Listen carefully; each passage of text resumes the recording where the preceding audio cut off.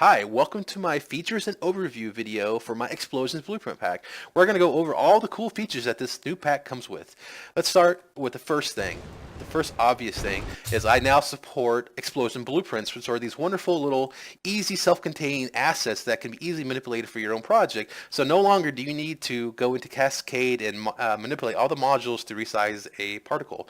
So for example, I take this blueprint here, I'll go ahead and I will duplicate it, and I will go over to the transform and change it to 0.5, and there you see it's already smaller. So when I hit play, let's go to play, you can see that it respects not only the initial velocities, the location radius that's being spawned in, the size of the particles, also spawn rates automatically. So it's one of the most requested features that I've gotten for my explosions and particle systems. An easy way to scale an effect. So these blueprints respect the transform of the blueprint itself. So it's really easy to go bigger, smaller, to really tweak into the size you want.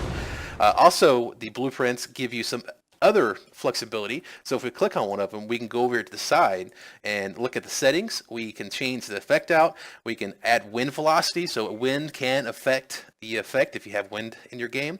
We also have decal, if we want to place decal, what size that decal should be. If you place the default size for the default size of the blueprint, it will scale also. If you want to place a decal or not. If you want to do a camera shake, so when you run up closer to the effect, it'll shake your camera. It's also how far of a radius you want that to happen.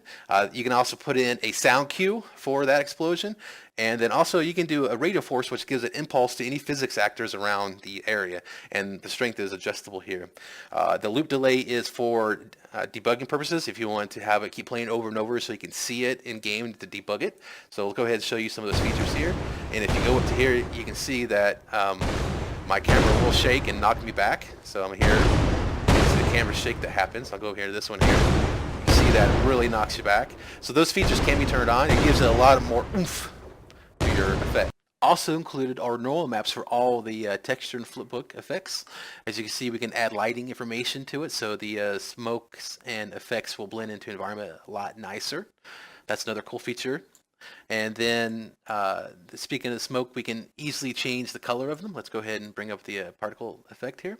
And we'll go ahead and open up the color module here and do a color picker. And the smoke is separated from the fire, so we can go ahead and let's say we want to pick a green fire potentially, or any color that we want to pick. Red, doesn't really matter. I'll pick this color to easy to see. Green. So there, that effect is easily changed. We also have motion vectors included with the pack so that they can actually blend together a lot nicer for interpolation from frame to frame. So we also have, like, we want to increase the lifetime a little slower. We can see that it still looks really good even though the effect has been extended out quite a bit.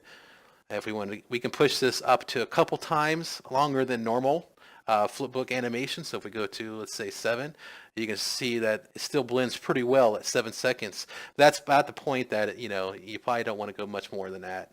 So that's motion vectors. And you can see you can really push it 10 seconds long. It's still not as choppy as what regular animations would be. And you could still use this in some effects. All right, let's go ahead and change that back to normal time, 3 seconds, and move on to the next thing. Emission maps. Now, emission maps are a cool new thing. Let's go ahead and I want to go ahead and change a different color here real quick. I want to change it back to my darker color just for now. And okay, and then I want to go ahead and go to my dynamic module. I can change the emission by changing the gradients here. So if I go to 1, we can sit there and see the fire emission here. If I want to go to a lot more fire than smoke, I can go lower number 0.5. You see it gets pretty much all fire. If I want to go to 1, you can see that the smoke starts coming back in. And if I keep going up higher, the less of the fire displays and more of the smoke displays. And so you have that control of the fire itself to where there's actually no fire at all. So we'll go back and change this to a 1. And then the other thing that we can do is we can easily change the color of the fire itself. So we'll go ahead and open up the material instance for this. And I have it over here. We'll come here and let's change it on the screen so it's easy to see. Let's go ahead and move over to the use black body.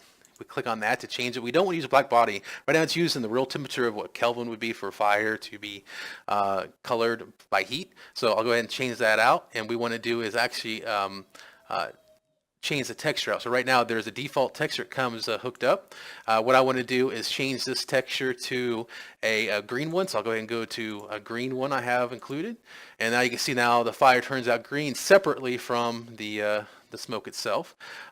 You may change some of the dynamics of that. Let's go ahead and move that to the side.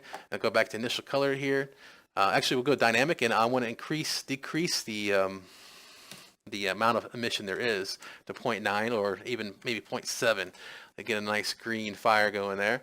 And then we can even, if we really wanted to, we could change the color to green on the smoke, so you can get a green color there or get a high contrast. So you can even get red. You can see that we can really separate the two from each other really easily.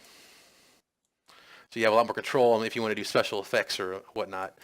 All right, so let's go ahead and cancel this. I want to go back to just normal colors to work with. All right, so now the green fire is taking place of the red fire, and we want to increase the intensity of that fire. So we go back to dynamic, and we'll go to the second parameter called fire scale, and I will go ahead and I will clear out my curve and set a value of 10.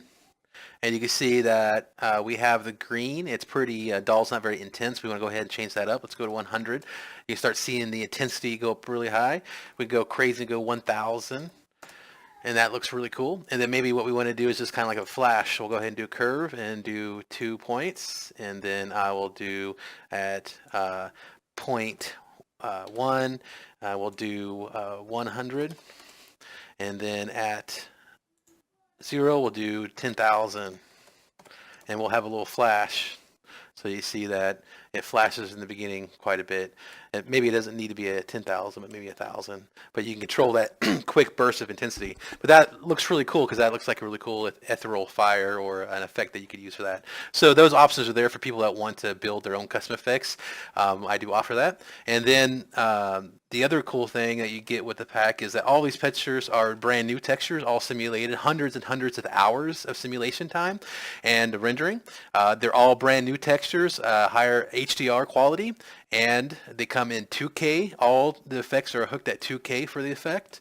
And I do include under the textures folder itself 4K textures. So all the 4K pieces for all those effects are also included. Now they are not hooked up because they're big. If you're not using them for like cinematics or whatnot, go ahead and delete them from your project folder because there are about 700 megabytes total for all of them.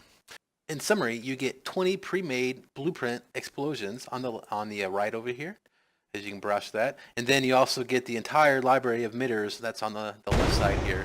So you can pick and choose easily for your own customization of the effects for your own work. So if you have any questions or any comments, feel free to ask me below or jump on my Discord and ask me there. I'll definitely answer the questions as soon as I can. Thanks again for watching, and I'll see you in the next video. Bye.